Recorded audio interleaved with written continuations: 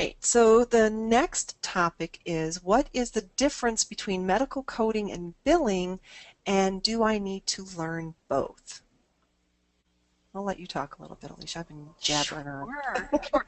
Well, when I take calls that come in for people wanting to know, what's the best path for me, and after I ask a few questions, then, you kind of get a feel for a good fit. And this is a very common question. Do I go into billing? Do I go into coding? Do I go into both? Which one do I do first? Mm-hmm. And we've always said it's kind of like comparing apples and oranges. They're both fruit. They both taste good. Mm-hmm. And, you can put them both in a salad.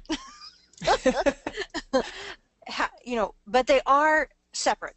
Uh, you know, but keep in mind that if you know billing, it makes you a better coder. Mm-hmm. If you know coding, it makes you a better biller. So they're sisters. I even had someone call me and talk to me the other day and said, "Well, I heard they're sisters." It's like, yeah, I'm always saying it. They're sisters. They're sisters. So it's very advantageous to you to do both if Mm-hmm. that's within your means. Yeah. To ask And- which one to do first, right. honestly, I would do the coding first. Yeah. The reason I would do the coding first is that the credential for coding is going to open up doors more and faster than the credential for billing. One, the billing credential isn't as hasn't been out there. There are billing credentials out there. However, they know that they can use you in more areas in an office if you are a certified coder. And Plus, coding's a part of billing.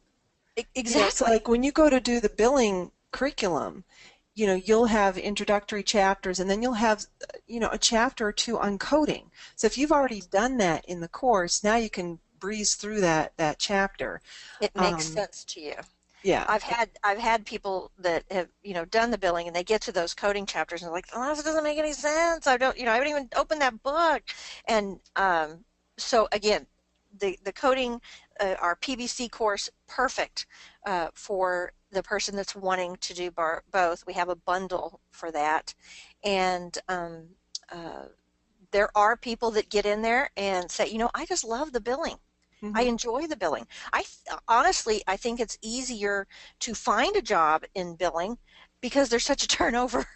Mm. Not a lot of people like billing once you get in there. It's repetitious, but you're always getting rejections. It's all about rejections and clearing that up as quickly as possible. So that It's like there's no. accounting. It's It it's is definitely the financial side of things. right. So, let's talk a little bit about, what a coder does versus what a biller does. So, what a coder does is they're like a translator, and they're taking the medical document, and they're translating that language, those phrases, the diagnostic terms, the procedural titles, and they're translating it into code numbers. So for diagnostic, they're using the ICD-10 manual to translate that into an ICD-10 CM code. And for the procedures, they're normally using CPT if it's for physician or outpatient services. If it's inpatient, they're going to be using ICD-10 PCS. That's a procedural coding system used on the inpatient side. So that's what coders do. They're translating that medical record into those codes. Um, there are some specialty types of coding knowledge, like risk adjustment, or for inpatient, like DRGs, where it's another layer of translation, where you're like now taking the codes and grouping them into these special groups that will affect reimbursement. So if you add those extra skills, you're more likely to have a higher paying job and be more in demand. So that's the coding side of what you're doing, that translating service. Now, some coders also do billing. Mhm. It depends on how big the practice is. Um, if you're working for a one or two physician practice, you very well might be doing both. And oftentimes, coding is a function of a larger job. So you might not go look in the want ads for medical coder. It might be another title that coding's a part of it. So that would be that aspect of coding. And then a biller, what a biller typically does is they will take those codes and put it into a billing software program. They have to also make sure a lot of I's are dotted and T's are crossed, like collecting the insurance information and keying that in, knowing what the deductibles are, and that's why they always ask for the card when you go in the doctor's office, because they need that information to input into the system, and knowing, is there a secondary insurance? Questions like, was this related to an accident? Like, say it's a fracture. In the orthopedics, they got to be really on their toes with stuff like that, because who's responsible for paying? It was an auto accident, it might be auto insurance. So those are the kind of things that billers think about. And like Alicia said, on the other end, post-payment processing. Maybe you're dealing with, when the EOBs, that's an explanation of benefit. It's basically the remittance advice that comes with the payment. And now, the doctor's office opens up, yay, we got paid, Now they got to take that remittance advice and apply it. Like, okay, this is from Blue Cross Blue Shield. It's for, $1,200. $200 was for Mrs. Smith. $100 was for Mr. Jones. And you have to apply the payments in this billing program properly and have it balance out. So it is a lot of accounting type number stuff. I like to go ahead. I was going to say, coding is a lot of documentation reading. You're reading the medical records, documentation, whereas billing is a lot of filling in the blanks. You've got your computer and you're literally typing in and filling in all the blanks, and as Laureen said, you're making sure that everything's in its proper place and it's the most current information.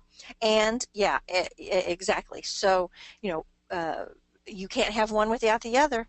The coding comes first, the billing goes next. And many times in big organizations, you'll hear this, if the right hand doesn't know what the left hand's doing, the coding team isn't talking to the billing team, because maybe those post-payment processors, they're getting denials, and they're just writing off the denials when they're never communicating back to the coding team that there's a problem. Right. And that should be addressed. Or maybe there's some physician education that's needed to make sure that the better diagnoses are, being abstracted from the report. Maybe the physician's asking the patient certain questions, but they're not documenting it. Well, if they're not documenting it, it wasn't coded. Therefore, it affects the claim. So all of this is very involved, and that's why someone who is trained in both worlds normally is going to be in management, because they get the big picture. And that's why a lot of people will take our this package here, our medical coding and billing bundle, where we bundle both those courses together with the medical terminology course, so that you can be this well-rounded individual. And you might not do billing, but now you've learned how it works, you understand the pieces, and you know why it's important for medical necessity to have the right diagnosis code supporting that procedure, that sort of thing. You could take the training and get your CPC, and then go out there and let the potential employer know, I am a CPC, I've been trained in billing, and I'm going to sit for the billing credential in the near future. So that will make the little ears perk up. Oh, so you can do the billing too, and that, it's all about the money. Julie is sharing, I think there's a lot more opportunities for professional growth and higher salaries taking the coding path. We agree. We agree. Yes. But I do feel knowing billing has a place. And there's people that actually start their own billing company. We've had a lot of people come through our training with the intent of hanging their own shingle and going out and getting clients, and they're doing quite well. So, but this is where they started. They learned the coding, they learned the billing, and they might not actually be doing the coding, but they've hired a team of people to do it, and they manage them.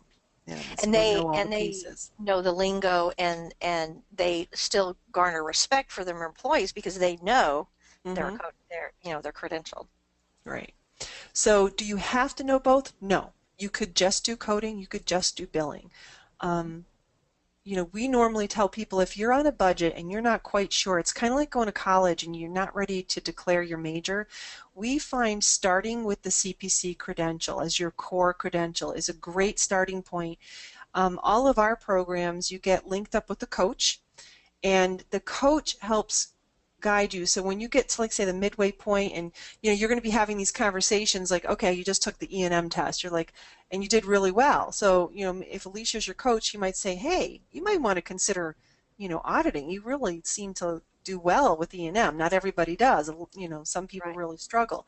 Or maybe the diagnostic chapters, you really knocked them out of the park. You really like that. They might say, maybe risk adjustment coding Mhm. or inpatient coding is for you, because very heavy on the diagnostic coding side. Risk adjustment is all diagnostic, Yeah. and inpatient, what drives reimbursement is diagnostic, but they do have the procedural side. Yes. So those are some of the considerations. And those are exactly what I say.